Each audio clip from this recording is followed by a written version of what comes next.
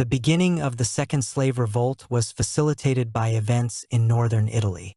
In the 113th year before Christ, Italy was reached by a horde of Cimurs and Teutons. After the first battles, the barbarians left for Spain, but soon they returned to northern Italy. The warlord Gaius Marius gathered troops from everywhere. A decree was issued by which the inhabitants of the provinces, enslaved for debt, were to be freed. The proclamation reached Sicily. About 800 Sicilian slaves declared that they were illegally enslaved. Rich landowners began to demand from the praetor of Sicily, Publius Licinius Nerva, to note the decree, and he made concessions. The freed slaves, who were waiting for their fate to be decided, were ordered to return to their masters.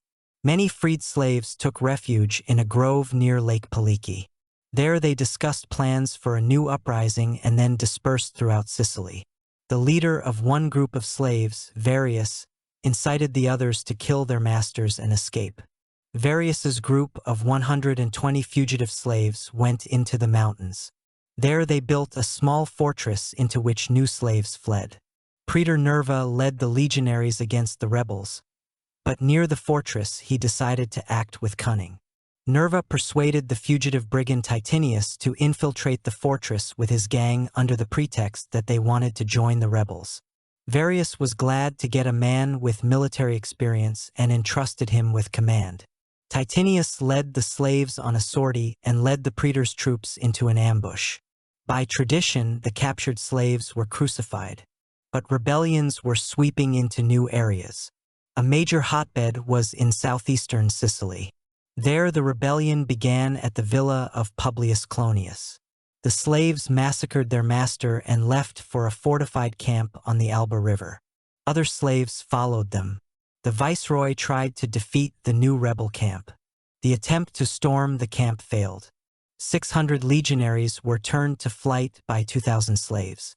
After the victory, several thousand men gathered in the camp. The slaves chose a new leader. He was a man named Salvius. He divided the army into 3 parts. The women were assigned to work in the camp cooking and healing. His commanders, meanwhile, marched across Sicily. They freed slaves and took cattle. Then all 3 detachments met at the agreed place.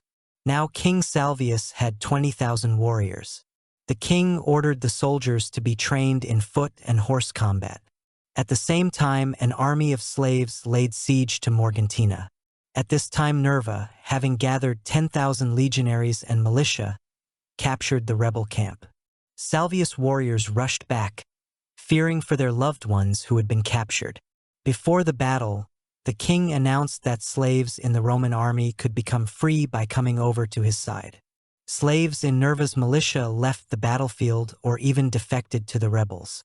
The battle was won by Salvius' warriors. The rebel army once again approached Morgantina. What happened next was a rare event in antiquity, a war of slaves against slaves. Both in Greece and Rome, there were episodes when, in a critical situation, slaves were given freedom in exchange for military service. The commander of the garrison of Morgantina offered the slaves in the city freedom in exchange for service. Salvius' troops were unable to take the city. When Salvius' troops retreated, it became clear that the Romans were not going to keep their promise to the slaves of Morgantina. So they fled the city to Salvius. Now the city was taken. In the west of Sicily there was another hotbed of rebellion, led by the Cilician Athenian. Standing at the head of his army of slaves, he created an image of himself as a prophet. Athenians said that he was prophesied to become the ruler of Sicily. Thousands of slaves joined the prophet's army. He tried to take Lilybaeum but failed. To preserve his fame as a prophet, the night before, he spent the night watching the stars. Then Athenian announced that the gods were against the siege of the city. As Athenians' warriors were leaving Lilybaeum, the troops of the Roman ally, the Mavritan king Bacchus, arrived there. They attacked and turned the slaves to flight. Athenian changed tactics. His units began attacking villas and small towns, depriving the fortress of provisions.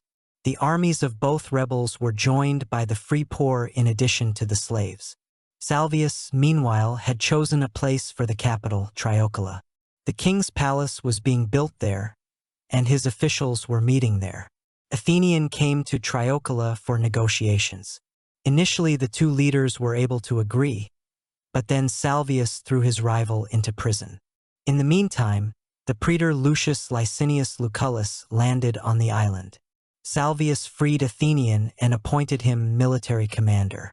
Athenian favored a general battle. He led the army towards Lucullus. In the battle, Athenian fought at the head of the cavalry, but he was knocked off his horse and wounded. The loss of the commander broke the soldiers, and the slaves fled to Triocola. Athenian survived and managed to reach the city by night. Under the walls of the capital of the slave kingdom, a new battle took place. This time the victory was for Salvius and Athenian.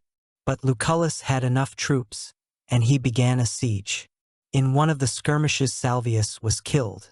After completing his term of office, Lucullus was recalled to Rome. In leaving, Lucullus took measures to make life difficult for his successor. For this he was tried and condemned to exile. The new praetor, Gaius Servilius, continued the war. Athenian won a new victory and took Messana. Then the king of slaves moved the capital to the city of Macella. Also, consul Manius Aquilius arrived to try his luck in the fight against the slaves. His army was made up of veterans of the Cimerian and Teutonic wars. The consul acted decisively, and the Sicilians came over to his side. He also took time to train the auxiliary troops that were joining him. Before the battle, Aquilius and Athenian engaged in a duel. The consul was wounded but emerged victorious. After the king's death, the slave army fled. Nevertheless, the war in Sicily stretched into the 100th year before Christ. Many captured slaves were sent to Rome to fight in the arena. But there, the unbroken captives performed an impressive act. They committed mass suicide by stabbing each other, so they avoided entering the arena.